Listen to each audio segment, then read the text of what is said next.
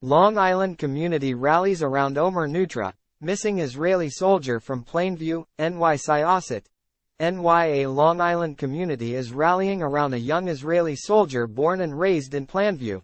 His parents last heard from 21-year-old Omer Neutra just before a surprise attack on a small military base where he lived.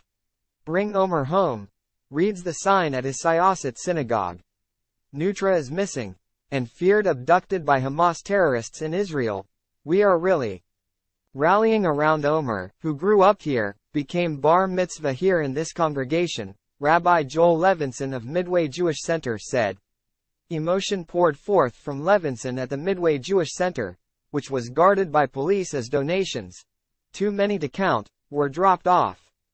Time equals 400 ms. greater than sitting hostage to Hamas as a boy who turns 22 this week, Levenson said. Neutra's heartbroken parents are sending messages. "Omer, we know you are alive. We know you are whole. Be strong," his mother Orna Neutra said.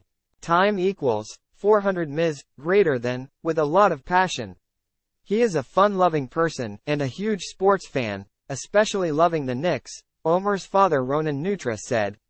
Omer was an honors student at Schechter Yeshiva in Williston Park, where he excelled on and off the court. After he graduated, and before college, he took a gap year in Israel to connect with his family roots, and then decided to stay and join the Israeli military.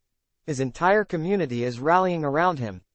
"For a kid just a couple of years older than me to be kidnapped and going through something so horrible is just unfathomable," Syosset High School senior Cooper Smith said. Native New Yorker and peace activist Julia Chadin is in Israel near the Gaza border where Omer was believed taken.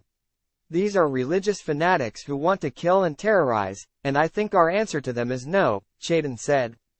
Time equals 400 ms. greater than Nassau legislator Josh Levenson said his bill would help Israel by bolstering economic ties.